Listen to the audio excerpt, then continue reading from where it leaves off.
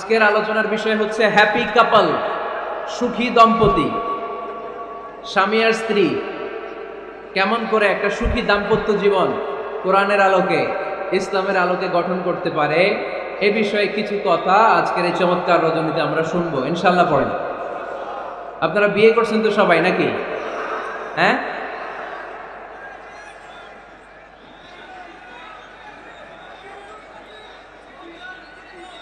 করো নাই? বিয়ে করে নাই কে কে দেখি? হায় হায়, চেয়ারম্যান সাহেব কই? এগুলোর বিয়ে করে দিন। এগুলোর আপনার হাতে রেখে গেলাম।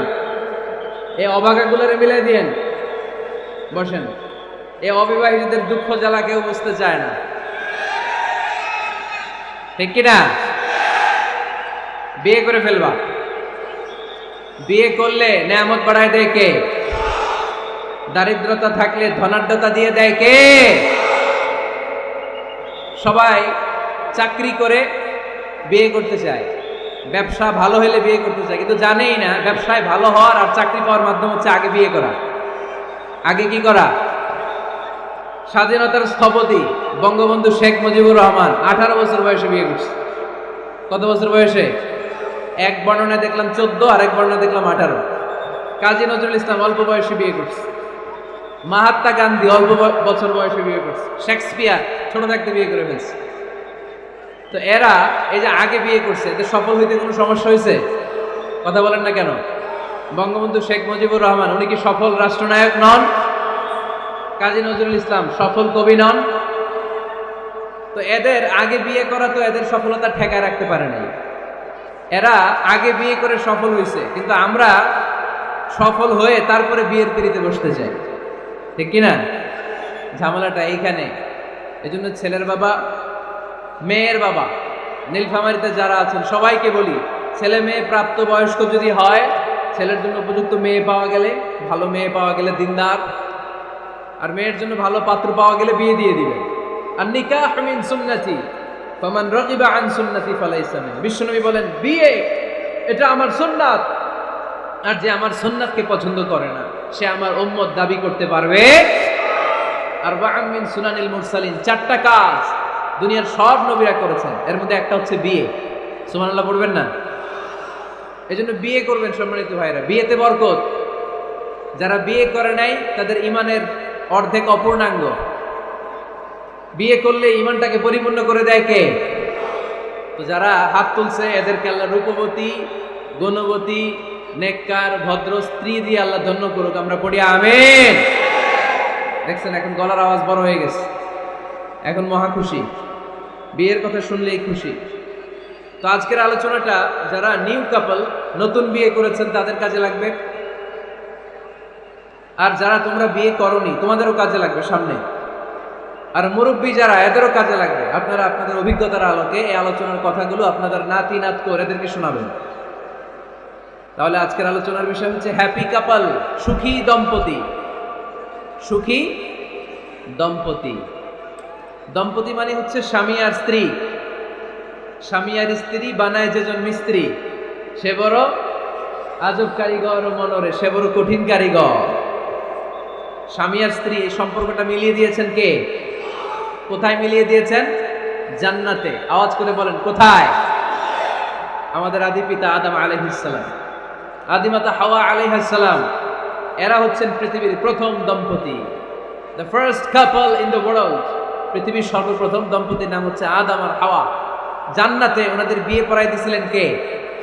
তার মানে বিয়ের সম্পর্কটা এটা জান্নাতি সম্পর্ক, এটা একটা চমৎকার সম্পর্ক। এজন্য এই দাম্পত্য জীবন, আমাদের এই সামাজিক জীবনের প্রভাব অনেক বেশি। অনেক দম্পতি আমাদের কাছে বলে, হুজুর সুখ নাই, শান্তি নাই। স্ত্রী এসে বলে, হুজুর আমার হাজবেন্ড আমাকে পছন্দ করে না, পরকিয়া করে। এই পরকিয়ার ভাইরাস বাংলাদেশে আছে না নাই? নীলফামারীতে বোধহয় নাই, আপনাদেরও আছে? আচ্ছা। আবার অনেক হাজবেন্ড এসে বলে, আমার স্ত্রীর এই সমস্যা। তো এগুলো সমাজের সবচেয়ে বড় সমস্যা, ঘাতক ব্যাধির চেয়েও বড় ব্যাধি। এগুলো নিয়ে কেউ মুখ খোলে না, কথা বলে না, ফলে দাম্পত্য জীবনের কলহ এটা দুর্বিষহ হয়ে ওঠে। আজকের আলোচনার মধ্য দিয়ে আমরা জানবো স্বামী স্ত্রী কেমন করে একটা সুখী সমৃদ্ধ আনন্দময় দাম্পত্য জীবন লিড করতে পারে। এ বিষয়ে আমাদের জানার দরকার আছে না নাই? আচ্ছা, আপনারা শুনতেছেন? আপনাদের সকলের মনোযোগ কি আমার দিকে, না ডানে বায়ে তাকাচ্ছেন? এই দিকে এখনো থামতে পারে নাই, আপনি করে দেন পরে। এই বাম দিকে এখনো থামতে পারে নাই। আমার মোনাজাতের সময় হয়ে আসতেছে, তোমরা ধাক্কা করছে, আমি দোয়া করে চলে যাচ্ছি। কিছুই নিয়ে যেতে পারলা না, তোমরা নিজেও শুনলা না, অন্যদেরকেও শুনতে দিলা না। না না, এরকম করেন না, চেয়ার দিয়ে করেন না, চেয়ার দিয়ে করেন না, রাখেন রাখেন রাখেন। আমি তো তোমাদেরকে হাত মেরে শান্ত হতে বললাম, এরপরে কথা কিসে দেখে? এভাবে আসলে আলোচনা করা যায় না। একজন আলোচক কোন একটা বিষয় নিয়ে যখন কথা শুরু করবে, ডানে বায়ে ধাক্কাধাক্কি, চিৎকার, বিশৃঙ্খলার আওয়াজ যখন আলোচকের কানে আসে, উনি কথার খেই হারিয়ে ফেলে। এই যে আবার শুরু হয়েছে এখানে।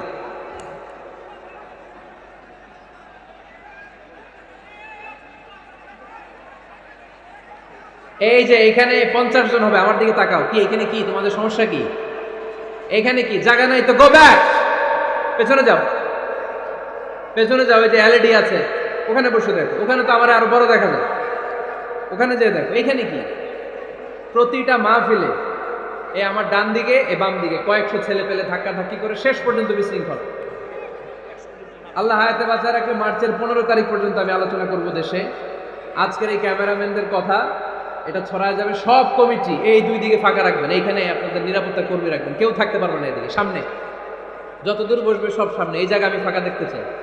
সামনে আমার প্রোগ্রাম যেখানে হবে, মেহরবানি করে এটা আপনারা অ্যারেঞ্জ করবেন, কারণ এদের কারণে পুরো মাহফিল বিশৃঙ্খল। এই যে এখানে কয়েকশো লোক, এইদিকে কয়েকশো লোক, এরা কিন্তু শান্ত, এরা শান্ত। এই যে লক্ষ লক্ষ লোক জড়ো হয়েছে, এদের টাইমের দাম আছে। কি জবাব দিবা তোমরা আল্লাহর কাছে? কেন বিশৃঙ্খলা করো এখানে? একেবারে চুপ, একেবারে চুপ।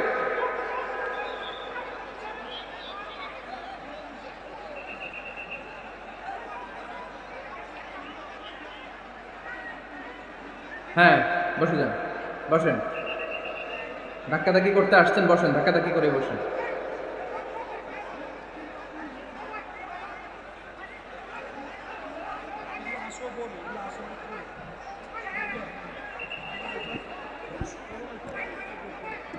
একটা তাফসির মাহফিলের একটা ভাব গাম্ভীর্যতা আছে।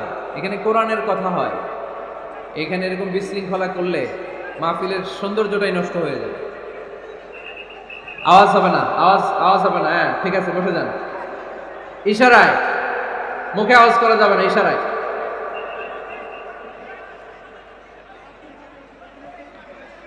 সম্মানিত ভাইয়েরা, আমরা দাম্পত্য জীবনে সুখী হতে চাই কোরআন সুন্নাহর আলোকে। স্বামী স্ত্রীর সম্পর্কটা, এটা একটা মধুর সম্পর্ক, ঠিক কিনা? স্বামী স্ত্রীর সম্পর্কটা কেমন জানেন? স্বামী স্ত্রীর সম্পর্কটা হচ্ছে হাত আর চোখের মতো। হাত ব্যথা পেলে চোখ দিয়ে পানি ঝরে, আবার চোখ দিয়ে পানি ঝরলে হাত সেই পানি মুছে দেয়, ঠিক কিনা? স্বামী আর স্ত্রীর সম্পর্কটা এরকম হবে, হাত আর চোখ। হাতে হাত কেটে গেলে চোখ দিয়ে পানি পড়ে, আবার চোখ দিয়ে পানি পড়লে হাতই ওই পানি মুছে দেয়। সম্পর্কটা এরকম থাকার দরকার আছে না নাই? আছে। আল্লাহ তাআলা স্বামী স্ত্রীর সম্পর্ককে কোরআনে পোশাকের সাথে তুলনা করেছেন। ড্রেস, কস্টিউম, পোশাক। আওয়াজ করে বলেন, কিসের সাথে তুলনা করেছেন? পোশাক। কেন পোশাকের সাথে তুলনা করলেন? কারণ পোশাক মানুষের লজ্জাস্থানের হেফাজত করে। ইট কভারস আওয়ার প্রাইভেটস। পোশাক, ড্রেস এন্ড কস্টিউম, এটা আমাদের লজ্জাস্থানকে ঢেকে রাখে, আমাদের ঈমান বাঁচায়। তেমনি স্বামী তার স্ত্রীর চরিত্র হেফাজত করে, স্ত্রী তার স্বামীর চরিত্র হেফাজত করে, ঠিক কিনা? এজন্য আল্লাহ তাআলা মেটাফরিক্যালি, রূপকভাবে স্বামী স্ত্রীকে পোশাকের সাথে তুলনা করেছেন। আবার পোশাক পরলে খুব সুন্দর লাগে, ডিজাইন করে, এমব্রয়ডারি করে, বিভিন্ন ডিজাইনের, বিভিন্ন স্টাইলের, বিভিন্ন ফ্যাশনের পোশাক মানুষ পরে। পোশাক পরলে মানুষের শ্রী বর্ধিত হয়, সৌন্দর্য বেড়ে যায়। ঠিক তেমনি নারীর চোখে পুরুষ সুন্দর, পুরুষের চোখে নারী সুন্দর, ঠিক কিনা? পোশাকের 3 নাম্বার কাজ হচ্ছে পোশাক মানুষকে কমফোর্ট দেয়, আরাম। এই যে শীতকালে আপনারা অনেকে ব্লেজার পরে আসছেন, অনেকের গলায় মাফলার, অনেকের গায়ে চাদর, আরাম লাগে না? কথা বলেন না কেন? লাগে। আবার গ্রীষ্মকালে এই মাফলার পরে কেউ বের হয়? চৈত্র মাসে, চৈত্র মাসে নীলফামারীতে জ্যাকেট পরেন কে কে দেখি? পরেন? পরেন? পরেন না। এর কারণ চৈত্র মাসে পাতলা কাপড় পরতে হয়, কটনের সুতির কাপড়। শীতকালে মোটা কাপড় আরাম লাগে, দেহটাকে প্রশান্ত করে দেয়। আবার গরমকালে সুতির কটনের পাতলা কাপড় পরলে দেহটারে প্রশান্ত করে দেয়। ঠিক তেমনি স্ত্রী যখন স্বামীর সান্নিধ্য পায়, এই লাইটটা অফ থাকলে ভালো, অফ, এই লাইটটা অফ, পারলে এইটাও অফ। স্ত্রী যখন স্বামীর সান্নিধ্য পায়, স্ত্রী প্রশান্ত হয়ে যায়। আবার স্বামী যখন স্ত্রীর সংস্পর্শ পায়, স্বামীর অন্তরটারে প্রশান্ত করে দেয় কে? এজন্য আল্লাহ তাআলা নারীকে বলেছেন, নারী তোমরা হচ্ছে পুরুষের পোশাক। আবার পুরুষদেরকে বলেছেন, ও পুরুষরা তোমরা নারীদের পোশাক। পড়েন আল্লাহু আকবার। রব্বুল আলামিন বলেন, হুন্না লিবাসুল লাকুম ওয়া আনতুম লিবাসুল লাহুন। ও নারীরা, তোমরা তোমাদের স্বামীদের পোশাক, আর তোমাদের স্বামীরা হলো তোমাদের পোশাক। পোশাক যেমনি লজ্জাস্থানকে ঢেকে রাখে, ঈমান ইজ্জতের হেফাজত করে, আব্রু ঢেকে রাখে, তেমনি স্বামী তার স্ত্রীর চরিত্রের হেফাজত করে, স্ত্রী তার স্বামীর চরিত্রের হেফাজত করে। পোশাক যেমনি সুন্দর, স্ত্রীর চোখে স্বামী সুন্দর, স্বামীর চোখে স্ত্রী সুন্দর। পোশাক যেমনি মানুষকে আরাম দেয়, প্রশান্ত করে দেয়, স্বামী আর স্ত্রী একে অপরের সংস্পর্শ পেলে তাদের হৃদয়টাও প্রশান্ত হয়ে যায়। ঠিক কিনা? এজন্য আল্লাহ তাআলা পোশাকের সাথে তুলনা করেছেন। পোশাক একে অপরের পোশাক, পোশাক চামড়ার সাথে লেগে থাকে না, আলাদা থাকে। তার মানে স্বামী স্ত্রীর সম্পর্কটা এরকম মিলেমিশে ভালোবেসে একাকার। ঠিক কিনা? আর নিসাউ শাকাইকুর রিজাল, নারীরা পুরুষদের কাউন্টার পার্ট। নারী হচ্ছে পুরুষের সহযোগী। এই পৃথিবীর এই সভ্যতা, এই সিভিলাইজেশন, এই উন্নয়ন, এই ডেভেলপমেন্ট, এটা শুধু পুরুষরা করে নাই। এই উন্নয়নের অংশীদারিত্বে আমাদের বোনদের, নারীদেরও হাত আছে না নাই? এজন্য কাজী নজরুল বলেছেন, এ বিশ্বে যা কিছু সুন্দর চিরকল্যাণকর, অর্ধেক তার করিয়াছে নারী, অর্ধেক তার নর। চিল্লায় বলেন ঠিক কিনা? এজন্য এই মহাবিশ্বের এই সভ্যতায় আপনাদের যেমনি অবদান, আমাদের বোনদেরও অবদান আছে না নাই?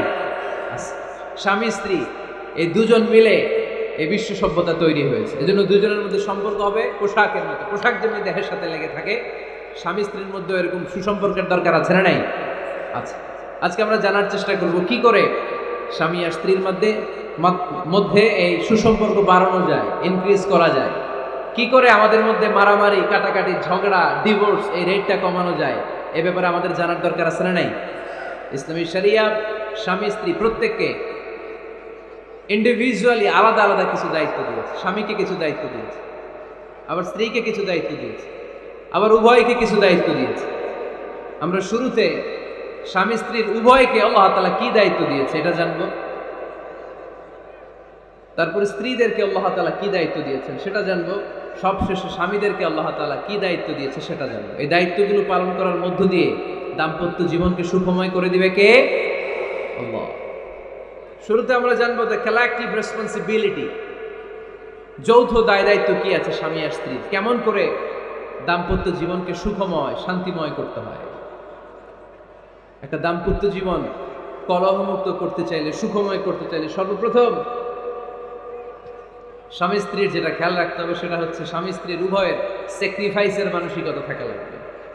স্যাক্রিফাইস, আওয়াজ করে আমার সাথে সাথে বলেন স্যাক্রিফাইস। এই স্যাক্রিফাইস ছাড়া দাম্পত্য জীবন টিকবে? দুইজনেই যদি ঝগড়া করে, দুইজনেই যদি রেগে যায়, ঝামেলা আছে না নাই? স্বামী রেগে গেলে স্ত্রীকে থেমে যেতে হয়, আবার স্ত্রী রেগে গেলে স্বামীকে থেমে যেতে হয়। স্বামীও যদি রেগে যায়, স্ত্রীও যদি রেগে যায়, তাহলে তৃতীয় বিশ্বযুদ্ধ বেঁধে যাবে। ঠিক কিনা? এই জন্য রেগে গেলেন তো হেরে গেলেন, রাগা যাবে না। স্বামী যদি রেগে যায়, স্ত্রী থেমে যেতে হবে। স্ত্রী যদি রেগে যায়, স্বামী থেমে যেতে হবে। এটাই দাম্পত্য জীবনের সুখ আর সমৃদ্ধির মূল ফর্মুলা। স্যাক্রিফাইস করতে হবে। এর কারণ আপনি যদি দোষ খুঁজতে শুরু করেন, দোষ ছাড়া পৃথিবীতে মানুষ নাই। ঠিক কিনা? No one is perfect in this world. এই পৃথিবীতে কেউই পারফেক্ট না। আপনি যে আপনার স্ত্রীর দোষ খোঁজেন, আপনারও দোষ আছে না নাই? আবার ভাবি যদি আপনার খালি দোষ খোঁজে, ভাবিরও দোষ আছে না নাই? না, এই জন্য দোষ খুঁজবেন না, স্যাক্রিফাইস করেন, একটু মানিয়ে নিন। দাম্পত্য জীবনটা এরকমই, একটু ছাড় দিতে হয়, একটু মানিয়ে নিতে হয়। দাম্পত্য জীবনে কখনো মন খারাপ, কখনো মন ভালো, কখনো রোদ, কখনো বৃষ্টি, এই নিয়েই দাম্পত্য জীবন, ঠিক কিনা? তাহলে দাম্পত্য জীবনে যদি আমরা সুখ পেতে চাই, সকল নবদম্পতিকে বলবো একটু ছাড় দেওয়ার মানসিকতা বিল্ড আপ করেন, একটু মানিয়ে নেন, একটু মানিয়ে নেন, একটু ছাড় দেন, একটু মিলেমিশে চলেন। এক স্যাক্রিফাইস আমাদের জীবনটারে, আমাদের দাম্পত্য জীবনটাকে একটা জান্নাতি দাম্পত্য জীবন বানাই দিবে, ঠিক কিনা? দাম্পত্য জীবনকে সুখী করার 2 নাম্বার ফর্মুলা হচ্ছে ঝগড়া করা যাবে না। আপনারা ঝগড়া করেন নাকি? হ্যাঁ, বউয়ের সাথে ঝগড়া করেন না এরকম বিবাহিত পুরুষ কে কে আছেন দেখি এখানে? হাত তুলছে অনেকে, বিশ্বাস হয় আপনাদের? হ্যাঁ, অনেক ঝগড়া। হ্যাঁ, আচ্ছা, মেয়েরা বেশি করে? না না, এই মহিলা প্যান্ডেল আছে এদিকে, এদেরকে জিজ্ঞেস করলে বলবে সব দোষ আপনাদের, আর আপনারা দোষ দিচ্ছেন এদের। তো ঝগড়া করবেন না মেহরবানি করে, সম্মানিত ভাইরা, ঝগড়া করবেন না। কারণ এই ঝগড়া থেকে, সামান্য ঝগড়া থেকে অনেক সময় বিচ্ছেদের দিকে চলে যায় সম্পর্ক। ছোট্ট ঝগড়া থেকে যেতে যেতে ঝগড়া বাড়তে বাড়তে ডিভোর্সের দিকে গড়ায়, এরকম আছে না? নাই না, সামান্য ঝগড়া যদি বেঁধে যায়, শয়তান এটার মধ্যে বাতাস দেয়, এটারে বাড়াতে বাড়াতে শয়তান অনেক বড় করে। ইমানদারদের পরিবার ভেঙে গেলে শয়তান খুশি, আর ইমানদারদের পরিবার টিকে থাকলে আমার আল্লাহ খুশি। আমরা কার খুশি চাই? জোরে বলতে হবে, খুশি চাই কার? শয়তান সব সময় চায় ইমানদারদের ফ্যামিলি ভেঙে দিতে। Always he tries his level best to break down the relationship of a মুমিন ফ্যামিলি। একজন ইমানদারের ফ্যামিলি কি করে ব্রেক ডাউন করে দেয়া যায়? এজন্য ঝগড়াই করবো না আমরা। আপনি ঝগড়া করলে ভাবি যেন ঠান্ডা থাকে, ভাবি ঝগড়া শুরু করলে আপনি ঠান্ডা থাকবেন। ঝগড়া করা যাবে না, কিন্তু ঝগড়া হয়ে যায় ফ্যামিলিতে, এটাকে চেক দিতে হবে। ঝগড়া নিয়ে অনেক মজার মজার গল্প আছে, একটা গল্প দিয়ে আজকে শুরু করি। এক লোক মাহফিল শেষ করে 11টার দিকে বাসায় ফিরেছে। তো বাসায় ঢোকার আগে তার ওয়াইফকে ফোন দিয়েছে, ফোন দিয়ে বলতেছে, এই মাহফিল শেষ, আমি কিন্তু বাসায় চলে আসতেছি, শুরু করার আগে তাড়াতাড়ি দরজাটা খুলো। তো স্ত্রী আবার রাতের খাবার স্বামীকে ছাড়া খায় না, তো স্ত্রী দরজা খুলে দাঁড়ায় আছে, স্বামী বেচারা আসছে। আসার পরে স্ত্রীকে বলতেছে, এই শুরু করার আগে রাতের খাবার দিয়ে দাও, খেয়ে নিই। তো স্বামী ওয়াশরুম থেকে ফ্রেশ ট্রেশ হয়ে আসছে, স্ত্রী বেচারিও ডাইনিং টেবিলে খাবার দিয়েছে। এবার স্বামীও খেতে বসেছে, স্ত্রীও খেতে বসেছে। স্বামী আবার বলতে আরম্ভ করছে, শুরু করার আগে ফ্যানটা ছাড়া, খুব গরম লাগতেছে। এবার তো স্ত্রী রেগে মেগে আগুন, কি আসার পর থেকে শুরু করার আগে, শুরু করার আগে, শুরু করার আগে, কি শুরু করার আগে? স্বামী বলতেছে, এই তো শুরু হয়ে গেল, এই শুরু হয়ে গেল। মানে কি? ঝগড়া। নীলফামারীর ভাইয়েরা, এটা শুরু করা যাবে না। শুরু করবেন আপনারা? ঝগড়া করবেন? আমাদের ফ্যামিলিগুলো থেকে ঝগড়াকে আজকে থেকে আমরা নো বলে দিলাম, মানে না। ঝগড়াকে কি বললাম? সবাই বলতে পারেন না, আওয়াজ করে বলেন, ঝগড়াকে আমরা কি বলবো? নো। ঝগড়া করা যাবে। শয়তান ঝগড়া বাঁধাতে খুব উস্তাদ। সহিহ মুসলিমের হাদিস, ইন্না ইবলিসা ইয়াদাউ আরশাহু আলাল মা সুম্মা ইয়াবআসু সারায়াহু। ইবলিস তার সিংহাসন গেড়েছে সাগরের উপরে। ইবলিসের সিংহাসন কিসের উপরে? বিশাল বড় সাগর আর মহাসাগরের উপরে ইবলিস শয়তান তার সিংহাসন নিয়ে বসা। প্রতিদিন সকালবেলায় শয়তানগুলোরে মানব রাজ্যে পাঠিয়ে দেয়, যা তোরা মানব রাজ্যে চলে যা, যে মানুষকে ওয়াসওয়াসা দেয়, ওয়াসওয়াসা দিয়ে খারাপ কাজ করা। সারাদিন খারাপ কাজ করার পরে কি কি ওয়াসওয়াসা দিল, কি কি খারাপ কাজ মানুষের মধ্যে ঘটালো, সন্ধ্যাবেলায় সব শয়তান এসে ইবলিসকে বয়ান শোনায়। সন্ধ্যাবেলায় শয়তানগুলো এসে বলে, আমি এক লোককে দিয়ে মিথ্যা কথা বলিয়েছি। আরেক শয়তান বলে, আমি নামাজ কাজা করিয়েছি এক আল্লাহর বান্দাকে দিয়ে। আরেকজন বলে, আমি ওজনে কম দিয়েছি। আরেকজন বলে, আমি সুদের ব্যবসার মধ্যে টাকা লাগানোর ব্যবস্থা করে দিয়েছি। এক একজন এক একটা ওয়াসওয়াসা দিয়ে আল্লাহর মুমিন বান্দাদেরকে ধোঁকা দিয়েছে। এগুলোর ফিরিস্তি এসে সব শয়তানেরা ইবলিসকে শোনায়, কিন্তু কোনো কথাতে ইবলিসের মন ভরে না। কোন শয়তান এসে বলে, আমি তো এমন মদের আড্ডাখানায় নিয়ে গেছে আল্লাহর বান্দাদেরকে, এগুলো নামাজই পড়ে নাই, খালি মদ খেয়েছে। আবার কিছু শয়তান এসে বলে আমি ক্যাসিনোতে নিয়ে গেছি, ওখানে খালি জুয়া খেলছে। আবার কিছু শয়তান এসে বলে আমি বাজারের মধ্যে ফরমালিনের এই ওয়াসওয়াসা ঢুকায় দিছি। একটার পর একটা শয়তানি ফিরিস্তি তারা ইবলিসকে শোনে, কিন্তু কোনো কাজই ইবলিসের মন ভরাতে পারে না। একজন এসে বলে আনা মা তারাকতুহু বাইনার রাজুলি ওয়া ইমরাআতিহি হাত্তা ফাররাকতু, আমি একজন ইমানদার নারী পুরুষের মধ্যে ঝগড়া লাগাইয়া ওই ঝগড়া বাড়াতে বাড়াতে বাড়াতে বাড়াতে তালাক পর্যন্ত নিয়ে গেছে। নাউজুবিল্লাহ পড়বেন না? শয়তান এবার তার উপর খুশি হয়ে যায়, সব শয়তানগুলোকে ঠেলে ইবলিস এই শয়তানকে কাঁধে তুলে নাচতে শুরু করে দেয়। কারণ মুমিন বান্দার সংসার যদি ভেঙে যায় শয়তান খুশি হয়ে যায়, আর মুমিন বান্দার সংসার টিকে থাকলে খুশি হয়ে যায় কে? এই জন্য নীলফামারীর ভাইয়েরা, ঝগড়া করা যাবে না। দাম্পত্য জীবনকে সুখী করতে চাইলে ঝগড়াকে আমরা নো বলে দিব। ঝগড়া অনেক সময় হবে, কিন্তু এটাকে বাড়তে দেওয়া যাবে না, এটাকে আমরা স্পেস দিব না, ওইখানে থামায় দিতে হবে। রাজি আছেন তো সবাই? আল্লাহ রাসূল সাল্লাল্লাহু আলাইহি ওয়াসাল্লামের ফ্যামিলিতে ঝগড়া হতো। আম্মা জান আয়েশা রাদিয়াল্লাহু তাআলা আনহার সাথে আল্লাহ রাসূল সাল্লাল্লাহু আলাইহি ওয়াসাল্লামের ঝগড়া হতো, হাদিসে পাওয়া যায়, কিন্তু এগুলো ছিল মধুর ঝগড়া, সুন্দর ঝগড়া। সুবহানাল্লাহ পড়েন। আল্লাহর হাবিব বলেন ইয়া আয়েশা ইন্নী লা আ'লামু ইযা কুনতি আন্নী রাদিয়া ওয়া ইযা কুনতি আলাইয়া গাদবা। ও আয়েশা, তুমি কখন আমার উপর রেগে থাকো সেটাও আমি বুঝি, আবার কখন খুশি থাকো সেটাও বুঝি। আম্মা জান আয়েশা বললেন ইয়া রাসূলুল্লাহ, ইয়া হাবিবাল্লাহ, কেমন করে আপনি বুঝেন যে আমি আপনার উপর রেগে আছি, আবার কেমন করে আপনি বুঝেন আমি আপনার উপর সন্তুষ্ট আছি? বিশ্বনবী বললেন আয়েশা, তুমি যখন আমার উপরে খুশি থাকো, আমার উপর যখন তুমি রাজি থাকো, তখন তুমি দোয়ার সময় এইভাবে দোয়া করো, ওয়া রব্বি মুহাম্মাদ, মুহাম্মাদের রব আপনি আমাদের সব গুনাহগুলো মাফ করে দেন। আর যখন তুমি আমার উপর রেগে থাকো, তখন তুমি আমার নামটা মুখ দিয়ে উচ্চারণ করো না। ও আয়েশা, তখন তুমি দোয়ার সময় বলতে থাকো ওয়া রব্বি ইব্রাহিম, ইব্রাহিমের রব আপনি আমাদের সব গুনাহগুলো মাফ করে দেন। যখন তুমি খুশি তখন আমার নামটা মুখে নাও, যখন তুমি আমার উপর রেগে থাকো তখন তুমি আমার নামটা মুখে নিতে চাও না। আম্মা জান আয়েশা বললেন ইয়া রাসূলুল্লাহ, ইয়া হাবিবাল্লাহ, মা আহজুরু ইল্লা ইসমাক, আমি শুধু আমার মুখ থেকে আপনার নামটারে সরায়া রাখি, আমার হৃদয় থেকে কোনোদিন আপনারে সরাতে পারি না। মা আহজুরু ইল্লা ইসমাক, নবী হে, আমি তো শুধু মুখ থেকে আপনার নামটারে বাদ দেই, আমার হৃদয় থেকে তো আপনারে বাদ দিতে পারি না। আমার হৃদয় পুরোটা জুড়ে শুধু আপনি আর আপনি। চিল্লায় পড়েন আল্লাহু আকবার। তার মানে আম্মা জান আয়েশাও আল্লাহ রাসূল সাল্লাল্লাহু আলাইহি ওয়াসাল্লামের উপর রেগে থাকতেন মাঝে মাঝে, বিশ্বনবী মাঝে মাঝে রাগ করতেন। একবার খুব বেশি রাগারাগি হয়ে গেল, অনেক ঝগড়া হয়ে গেল। এবার আল্লাহ রাসূল সাল্লাল্লাহু আলাইহি ওয়াসাল্লাম খেয়াল করলেন না, এত ঝগড়া তো করা ঠিক হবে না। তখন আল্লাহর হাবিব সাল্লাল্লাহু আলাইহি ওয়াসাল্লাম বললেন আয়েশা চলো মিটমাট করি। কি করি? হ্যাঁ, মিউচুয়াল করি না, মিটমাট। এই যে ঝগড়া লাগলে আবার যে মিলায় দেয়, এটা কি বলেন আপনারা নীলফামারীতে? মিটমাট। আল্লাহর হাবিব সাল্লাল্লাহু আলাইহি ওয়াসাল্লাম বললেন আয়েশা চলো আমরা মিটমাট করি, আমরা আর ঝগড়া না করি। আম্মা জান আয়েশা বললেন ঠিক আছে চলেন মিটমাট করি। বিষ্ণুনবী বললেন ঠিক আছে, একজনকে নিয়ে আসি যে দুজনের মাঝে মিটমাট করাই দিবে। কারে নিয়ে আসবে? ওমরে ফারুককে নিয়ে আসি। আম্মা জান আয়েশা বলে না, ওমরও গলিব, ওমরের মেজাজ গরম, আমার ভয় লাগে। সুবহানাল্লাহ পড়বেন না?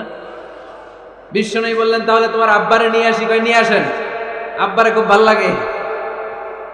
বিষ্ণুনবী বললেন ঠিক আছে তোমার কথাই রইলো, ওমরকে ডাকবো না, তোমার আব্বা আবু বকরকে নিয়ে আসবো। বিশ্বনবী মিটমাট করার জন্য সাইয়েদনা আবু বকর রাদিয়াল্লাহু তাআলা আনহুকে ডেকে নিয়ে আসলেন। সাইয়েদনা আবু বকর রাদিয়াল্লাহু তাআলা আনহু ঘরে ঢুকলেন। বিশ্বনবী বললেন আয়েশা, আমার আর তোমার মাঝে কি নিয়ে ঝগড়া হয়েছে, কথাটা কি তুমি বলবা নাকি আমি বলবো? আম্মা জান আয়েশা বলেন আপনিই বলেন, তুমি মিথ্যা বললেন না, যা ঘটছে ওইটাই বললেন। ওয়ালা তাকুলিল্লাহ হাক্কান, যেটা সত্য ওইটাই বলবেন, অন্য কিছু বলবেন না। আবু বকর রাদিয়াল্লাহু তাআলা আনহু তো শুনে রেগে মেগে আগুন। কি এত বড় সাহস, বিশ্বনবীর সামনে দাঁড়িয়ে তুমি এভাবে কথা বলো? এই আদব শিক্ষা দিয়েছি তোমাকে আমি। রেগে গেলেন। বিশ্বনবী কি সত্য ছাড়া মিথ্যা কিছু বলবেন? রেগে মেগে চিৎকার করে মেয়ের গালের মধ্যে দিলেন এক চপেটাঙ্গা, এক থাপ্পড় খেয়ে আম্মা জান আয়েশা উল্টায় পড়লেন। আবার মারার জন্য সাইয়েদনা আবু বকর রাগে গড়গড় করছিলেন, মেয়েরে আবার মারার জন্য উদ্যত হলেন। বিশ্বনবী অবস্থা ভয়ঙ্কর দেখে সাইয়েদনা আবু বকরের সামনে দুই হাত মেলে এইভাবে দাঁড়িয়ে গেলেন। বিশ্বনবীকে যখন আবু বকর রাদিয়াল্লাহু তাআলা আনহু দাঁড়াতে দেখলেন, সাইয়েদনা আবু বকর মুহূর্তের মধ্যে থেমে গেলেন। সুবহানাল্লাহ পড়ুন। সাইয়েদনা আবু বকর রাদিয়াল্লাহু তাআলা আনহু ঘর থেকে বের হয়ে গেলেন। এবার বিশ্বনবী আম্মা জান আয়েশার কাছে যেয়ে বলেন, ও আয়েশা দেখো আমি তোমার মাইর থেকে বাঁচাইলাম, আমি না থাকলে তোমার বাবা তোমার আজ শেষ করে ফেলতো, ঠিক কি না? আমি বাঁচাইছি তোমারে। ইয়া আয়েশা কাইফা রাআইতিনি আনখাসতুকি মিনার রাজুল, দেখছো আয়েশা কেমনে বাঁচাইলাম তোমারে? আজকে আমি না থাকলে এমন পিট্টি দিত তোমার বাবা, একেবারে খবর হয়ে যেত। আম্মা জান আয়েশা লজ্জায় পড়ে গেলেন, হেসে দিলেন, বিশ্বনবীও হেসে দিলেন, সুবহানাল্লাহ পড়েন। দুইজনের এই হাসির আওয়াজ ঘরের বাইরে থেকে সাইয়েদনা আবু বকর শুনতে পেলেন। উনি শুনে তো অবাক, কিরে এতক্ষণ তৃতীয় বিশ্বযুদ্ধ, এখন আবার হাসে। ঘরে ঢুকলেন, ঘরে ঢুকার পরে আবু বকর রাদিয়াল্লাহু তাআলা আনহু বিশ্বনবীরে বলেন, ইয়া রাসূলুল্লাহ আশরিকানি ফি সিলমিকুমা কামা আশরাকতুমানি ফি হারবিকুমা, হে আল্লাহর রাসূল আপনারা ঝগড়া লাগলে, আপনারা দুইজন ঝগড়া লাগলে মিটমাট করার জন্য আমারে যেমনি ডাকেন, আপনারা যখন সুখ আনন্দ আর হাসাহাসিতে ব্যস্ত থাকেন ওই হাসির সময়গুলোতে শেয়ার করার জন্য তখনও আমার একটু ডাইকেন। পড়েন সুবহানাল্লাহ। ও নবী শুধু ঝগড়ার সময় ডাইকেন না, শুধু মিলায়া দেওয়ার জন্য ডাকবেন না, আপনাদের মধ্যে যখন সুখকর আনন্দময় হাসাহাসির মুহূর্তগুলো কাটে ওই মুহূর্তগুলোতেও আমাকে এনে আপনারা শেয়ার করে দিয়েন। পড়েন সুবহানাল্লাহ।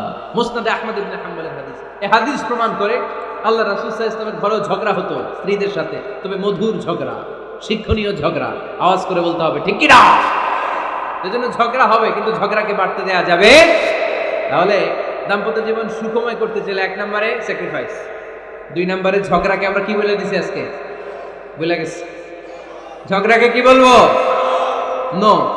তাসলিমা নামে একটি মেয়ে হারিয়ে গেছে। ওসি সাহেব বলেছেন পিছনে পুলিশের কাছে যদি পাঠিয়ে দিতে পারেন ভালো হয়। ছোট্ট মেয়ে দেখলে জিজ্ঞেস করবেন তোমার নাম কি, যদি বলে তাসলিমা 6 বছর বয়স, ওকে পাঠিয়ে দিবেন। 3 নাম্বার, দাম্পত্য জীবন সুখময় করতে চাইলে দাম্পত্য জীবনের কোনো গোপন কথা কারোর সাথে শেয়ার করা যাবে না। এটা কবিরা গুনাহ, এটাকে হারাম বলে ঘোষণা দিয়েছে কে? এটাকে বিষ্ণু বলেছেন আযমুল আমানা। স্বামী স্ত্রীর মধ্যে যে অন্তরঙ্গ মুহূর্ত কাটে এই মুহূর্তগুলোর কথা কারোর সাথে শেয়ার করা যাবে? নীলফামারীর যুবক ভাইরা চিল্লায় বলে এগুলো শেয়ার করা যাবে? বিষ্ণু বললেন খবরদার, এটা আযমুল আমানা। স্বামীর সবকিছু স্ত্রীর কাছে আমানত, স্ত্রীর সবকিছু স্বামীর কাছে আমানত। আবার বিশ্বনবী বলেছেন যারা স্বামী স্ত্রীর গোপন দাম্পত্য জীবনের কথা অন্যের কাছে শেয়ার করে দেয় তারা হলো আশারুন নাস, পৃথিবীর মধ্যে সবচাইতে নিকৃষ্ট মানুষ। এরা নিকৃষ্ট, এদের চাইতে নিকৃষ্ট আর কেউ হতে পারে না। উলাইকা কাল আনআম বাল হুম আদাল, এরা পশুর চাইতেও নিকৃষ্ট যারা স্বামী স্ত্রীর প্রাইভেট কথা, পার্সোনাল কথা মানুষের কাছে বলে বেড়ায়। আর সিবাউ হারাম, এই গোপনীয় সব কথাগুলোকে অন্যের কাছে প্রকাশ করা হারাম করেছে কে? চিল্লায় বলতে হবে কে? তাহলে খবরদার, নিজেদের দাম্পত্য জীবনের কোনো কিছু অন্যের সাথে শেয়ার করবেন না। আমাদের বোনরা অনেক সময় একসাথে বসলে পেটের কথা, পিঠের কথা সব বলে ফেলে, আছে না নাই? না বোনেরা, সব শেয়ার করলেও আপনাদের দাম্পত্য জীবনের কোনো কথা কখনো কারোর সাথে শেয়ার করতে পারবেন না। 4 নম্বর ফর্মুলা হচ্ছে অহেতুক সন্দেহ পরিহার করতে হবে। অনেক স্ত্রী আছে স্বামীরে খালি সন্দেহ করে, আছে না নাই? নীলফামারীতে এই সমস্যা নেই, আছে?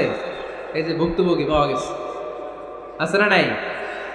খালি সন্দেহ করে, এই তুমি ওদিকে তাকাই লেগে, ওই বেটের দিকে তাকাই লেগে, এই তোমার মোবাইল দাও, কারে ফোন দিলা দেখি, এই ফেসবুকের পাসওয়ার্ড দাও দেখি কি করছে, দেখি মেসেঞ্জারে কার সাথে চ্যাটিং করছে, আছে না নাই? এই যে অহেতুক সন্দেহ আপনার ফ্যামিলিটারে জাহান্নামের টুকরা বানায় দিবে। আবার অনেক স্বামী আছে স্ত্রীকে খালি সন্দেহ করে, এদিকে তাকালে সন্দেহ করে, ওদিকে তাকালে সন্দেহ করে, বাসায় থাকলেও সন্দেহ, বাইরে গেলেও সন্দেহ, এরকম আছে না নাই? না, অহেতুক সন্দেহ এটা পরিহার করবেন। এই সন্দেহ খুব খারাপ জিনিস। আমি ব্যক্তিগতভাবে অনেক কেস এরকম হ্যান্ডেল করেছি। এসে বলে হুজুর খালি সন্দেহ করে, এটা একটা রোগ। এটা কি? আপনার ফ্যামিলিটারে শেষ করবে। এই জন্য অহেতুক সন্দেহ পরিহার করবেন। হ্যাঁ, সত্যি যদি পরকীয়ার কোনো ঘটনা ঘটে থাকে ওটা নিয়ে বসেন, ফেস টু ফেস কথা বলেন, ফ্যামিলি মিটিং করেন, সরাসরি সেটেল করার চেষ্টা করেন। কিন্তু অহেতুক সন্দেহ একটা রোগ। এই রোগ থেকে আল্লাহ তুমি দাম্পত্য জীবনকে বাঁচাও, আমরা আওয়াজ করে পড়বো আমিন। 5 নাম্বার, স্বামী স্ত্রী একে অপরকে আল্লাহর বিধান স্মরণ করায় দিবে। স্বামী যদি ফজরের সময় ঘুমায় থাকে স্ত্রীর ডেকে দেওয়ার দরকার আছে না নাই? আবার স্ত্রী যদি ঘুমায় থাকে স্বামীর ডেকে দেওয়ার দরকার আছে না নাই? কোন স্বামী যাবে জান্নাতে, তার স্ত্রী যাবে জাহান্নামে, আবার স্ত্রী হবে জান্নাতি, স্বামী যাবে জাহান্নামে। এরকম আমরা চাই নাকি? আমরা যখন জান্নাতে যাব আমার স্ত্রীর হাত ধরে একসাথে জান্নাতে ঢুকতে চাই, ঠিক কি না? আবার আমার স্ত্রী যখন জান্নাতে যাবে সে একা ঢুকতে পছন্দ করবে? এজন্য আমরা দুনিয়াতে যেমনি এক ছাদের নিচে এক জায়গায় এক বাড়িতে, জান্নাতেও আমরা এক বাড়িতে থাকতে চাই। আওয়াজ করে বলতে হবে ঠিক কি না? এজন্য গবেষকরা বলেছে স্বামী স্ত্রীর ভালোবাসাটাকে তারা বলে লাভ পিরামিড। কি পিরামিড? লাভ পিরামিড। এই ত্রিভুজ আকৃতি। কি রে ভাই? আচ্ছা, লাভ পিরামিড, ত্রিভুজ আকৃতি, ট্রায়াঙ্গেল। আপনারা ত্রিভুজ চিনেন? কথা কয় না। ত্রিভুজের কয় কোণা? কয় কোণা? 3 কোণা। এই যে এরকম, তাই না? এজন্য স্বামী স্ত্রীর ভালোবাসাটাকে বলে লাভ পিরামিড। উপরের কোণ সমুচার মতো না? উপরে থাকে আল্লাহ, আর ডানে স্বামী বায়ে স্ত্রী, এই 2 কোণায় স্বামী স্ত্রী, আর উপরের কোণায় আল্লাহ। স্বামী স্ত্রী যদি আল্লাহর আনুগত্যের দিকে যেতে চায়, যতই তারা the couple come to Allah, they come closer to each other. তারা যদি আল্লাহর কাছাকাছি যায়, তারা নিজেরাও কাছাকাছি হবে, ঠিক কিনা? তারা আল্লাহর কাছে যেতে যেতে যেতে যেতে আল্লাহর ইবাদতে যদি একেবারে আল্লাহর কাছে চলে যায়, তারা নিজেরাও কাছাকাছি চলে যায়, ঠিক কিনা? আর তারা আল্লাহর আনুগত্য থেকে যত দূরে সরে তারা নিজেরাও নিজেদের থেকে তত দূরে সরে পড়ে। চিল্লায় বলেন ঠিক কিনা? লাভ পিরামিড এটা। এজন্য the closer the couple comes to Allah, the closer the couple comes to each other. Couple স্বামী স্ত্রী আল্লাহর ভালোবাসা নিজের মধ্যে যত গাঢ় করবে, আল্লাহর আনুগত্য যত বেশি করবে, আল্লাহর ইবাদত যত করবে, নিজেরাও তত কাছাকাছি আসবে। আর আল্লাহরে যত ভুলবে, নিজেদের মধ্যে বড় বড় ফারাক করে দিবে কে? তাহলে এই 5টা বিষয় স্বামী স্ত্রীর উভয়ের উপর বর্তায়। এগুলো মেনে চললে দাম্পত্য জীবনকে সুখময় করে দিবে কে? আল্লাহ। এবার আমরা শুনবো আমাদের বোনদেরকে, যে ডান দিকে আমি শুনলাম আমাদের বোনদের বিশাল প্যান্ডেল আছে না নাই? আচ্ছা, আজকে বোনদের দিয়ে শুরু করি। স্ত্রীদেরকে আল্লাহ কি দায়িত্ব দিয়েছে একটা ফ্যামিলিকে সুন্দর করতে, একটা দাম্পত্য জীবনকে সুন্দর করতে? স্ত্রীর 1 নম্বর দায়িত্ব হচ্ছে she should make a comfort to her husband. স্ত্রীর উচিত স্বামীর জন্য ঘরটাকে প্রশান্তির নীড় বানিয়ে রাখা। কি বানিয়ে রাখা? প্রশান্তির নীড়। স্ত্রী হওয়া উচিত এমন যাকে দেখলে স্বামীর চোখ জুড়ায়, স্বামীর প্রাণ জুড়িয়ে যায়, স্বামীর হৃদয়টা ঠান্ডা হয়ে যায়, ঠিক কিনা? আর স্ত্রীর দিকে তাকালে যদি মেজাজ গরম হয়ে যায়, মেজাজ খিটখিটে হয়ে যায়, ঝামেলা আছে না নাই? ঝামেলা আছে। এজন্য মেহেরবানি করে আমাদের বোনরা যারা, এমন কোনো কাজ করবেন না যেটা স্বামীর মেজাজকে খিটখিটে করে দেয়। কারণ আল্লাহ তাআলা আপনাদেরকে তৈরি করেছে লিতাসকুনু ইলাইহা, স্বামী আপনার কাছে গেলেই যেন তার হৃদয়টা প্রশান্ত হয়ে যায়, ঠিক কিনা? অনেক স্ত্রী আছে না জেনে না বুঝে স্বামীর সাথে এমন খিটখিটে মেজাজ দেখায় যেটা স্বামীর জন্য মেনে নেওয়া কষ্টকর, কারণে হার্ট অ্যাটাক করে মারা যায়। আছে না নাই? এই তো ভুক্তভোগী পাওয়া গেছে। স্বামীর জন্য একটা ত্রাস হয়ে দাঁড়ায় স্ত্রী, ত্রাস। অনেক স্বামী আছে স্ত্রীর এরকম আচরণের কারণে, অতিরিক্ত প্রেসার ক্রিয়েট করার কারণে স্ত্রীদেরকে ভয় পায়। অবশ্য নীলফামারীর কোন স্বামী তার স্ত্রীরে ভয় পায় না। ভয় পায়? স্ত্রীরে ভয় পান কে কে দেখি?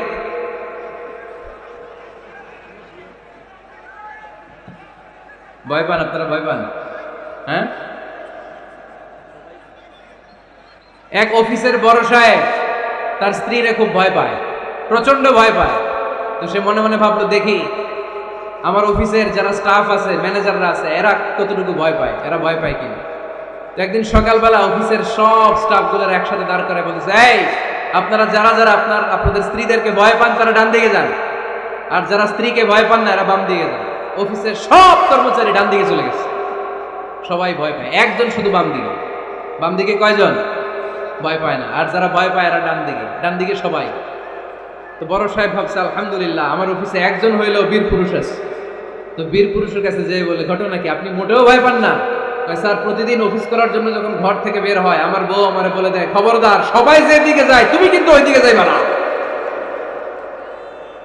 সবাই যেদিকে যায় তুমি ওইদিকে গেলে খবর আছে। বড় সাহেবকে খবরদার, এটা তো আরো ডরায়, ঠিক কিনা? এজন্য বোনদেরকে বলবো, লিতাসকুনু ইলাইহা, এমন ভাবে আপনি আপনার স্বামীর সামনে নিজেকে প্রেজেন্ট করেন যাকে আপনাকে দেখলে আপনার স্বামীর চোখ জুড়িয়ে যায়, হৃদয়টা প্রশান্ত হয়ে যায়, আপনাকে দেখলেই আপনাকে ভালোবাসতে মনে চায়, ঠিক কিনা?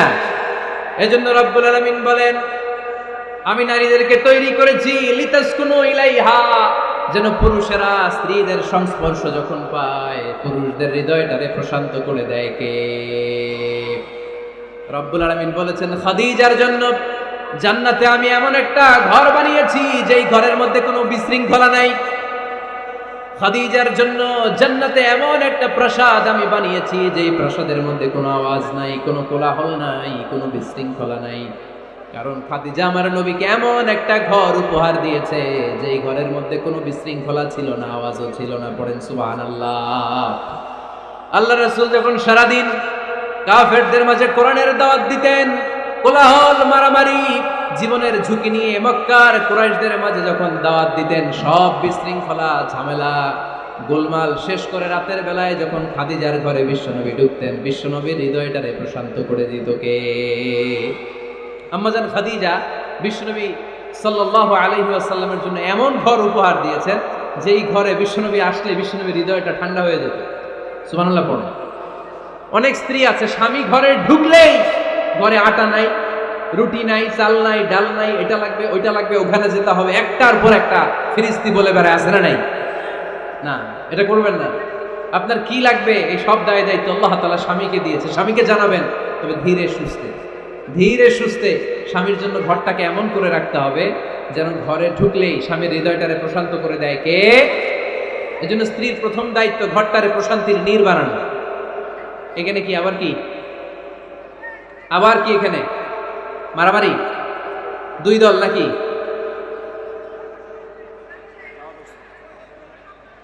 আপনাদের মনোযোগ আছে না গেছে? কষ্ট হচ্ছে? হ্যাঁ, অনেক রাত হয়ে গেছে তো, প্রায় 10:30। হ্যাঁ,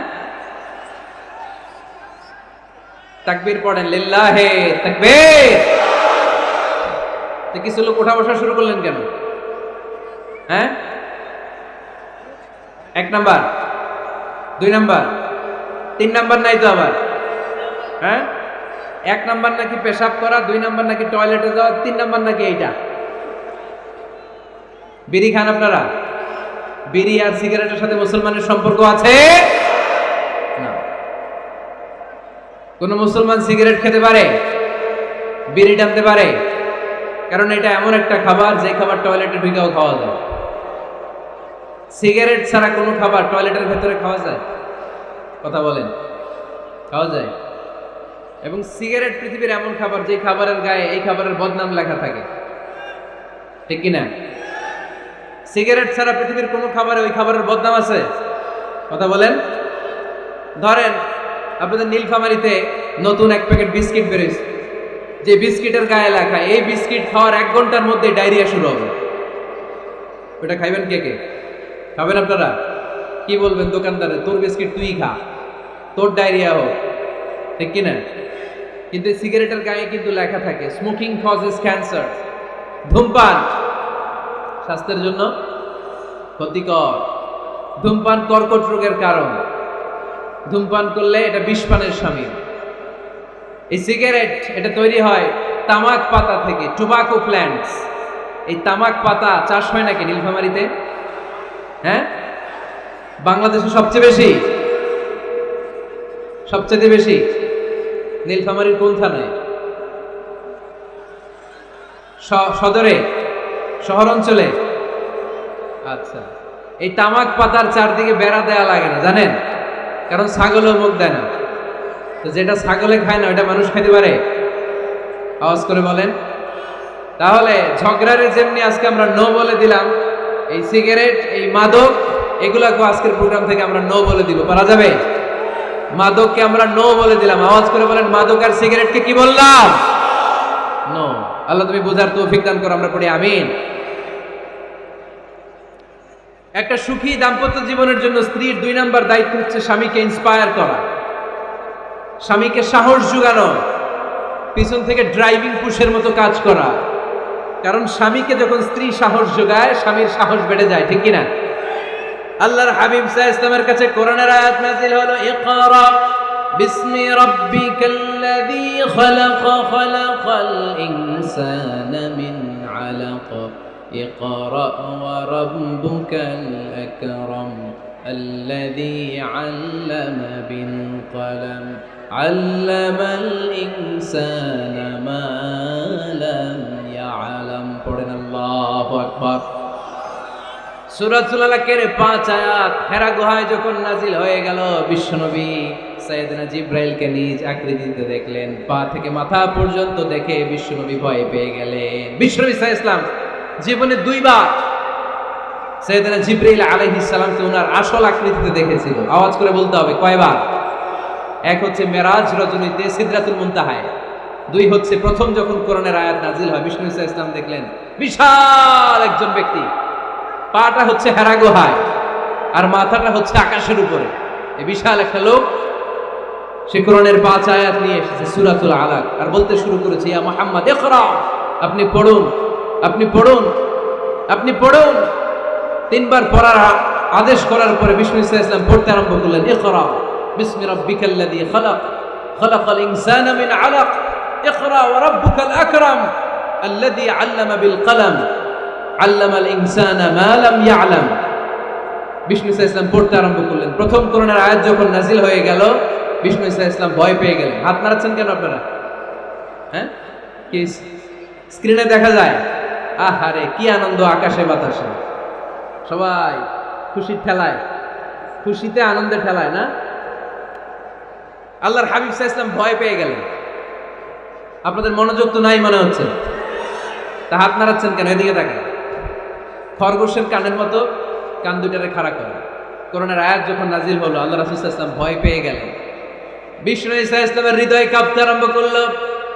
কোরআনের 5 আয়াত নিয়ে হেরা গুহা থেকে বিশ্বনবী আম্মা জান খাদিজাতুল কুবরা রাদিয়াল্লাহু তাআলা আনহার কাছে চলে আসলেন। এসে ডেকে বললেন, খাদিজা জাম্মিলুনি জাম্মিলুনি, কম্বল দিয়ে তুমি আমারে চাপা দাও, আমার ভয় লাগছে, মনে হয় আমি বাঁচবো না। আম্মা জান খাদিজা বললেন, কি হয়েছে আপনার? বিশ্বনবী বললেন, বিশাল বড় একটা লোক কোরআনের 5 আয়াত নিয়ে এসেছে। ওই লোকের পা হেরা গুহার মধ্যে, মাথাটা আকাশের উপরে, এত বিশাল সত্তা, বিশাল কোন মানুষ জীবনে আমি দেখি নাই। এসে সে পরিচয় দিয়েছে সে নাকি জিবরাইল ফেরেশতা। বিশ্বনবী বললেন, মনে হয় আমি বাঁচবো না, আমার জ্বর চলে এসেছে, আমার হৃদয়ের মধ্যে কাঁপুনি শুরু হয়েছে, তুমি আমারে কম্বল দিয়ে চাপা দাও। আম্মা জান খাদিজা বললেন, ও নবী ভয় পাবেন না, আমার আল্লাহ কোনোদিন আপনারা অপমান করবেন না। সুবহানাল্লাহ পড়েন। ওয়াল্লাহি ওয়াল্লাহি লা ইউখজিকাল্লাহু আবাদা। নবী গো, আল্লাহ আপনারা অপমান করবেন না, কারণ আপনার মধ্যে এমন এমন ভালো ভালো গুণ আছে, এই গুণাবলীগুলি যে মানুষের মধ্যে থাকে তাকে আমার রব কোনোদিন অপমান করতে পারে না। চিল্লায় বলেন ঠিক কিনা? নবী হে ইন্নাকা লা তাসিলুর রাহিমা, আপনি আত্মীয়তার সম্পর্ক বজায় রাখেন। ও নবী তাসদুকুল হাদিসা, সব সময় আপনি সত্য কথা বলেন। ওয়া তাহমিলুল কাল্লা, আপনি মানুষের বোঝা টেনে দেন। ওয়া তাকসিবুল মা'দুমা, যার উপার্জন করার কেউ নাই, নিজে গায়ে খেটে আপনি তারে উপার্জন করে দেন। ওয়া তুঈনু আলা নাওয়াইবিল হক, সত্য যেখানে বিপন্ন সেখানে আপনি সাহসী সৈনিকের মতো দাঁড়িয়ে যান। সুবহানাল্লাহ।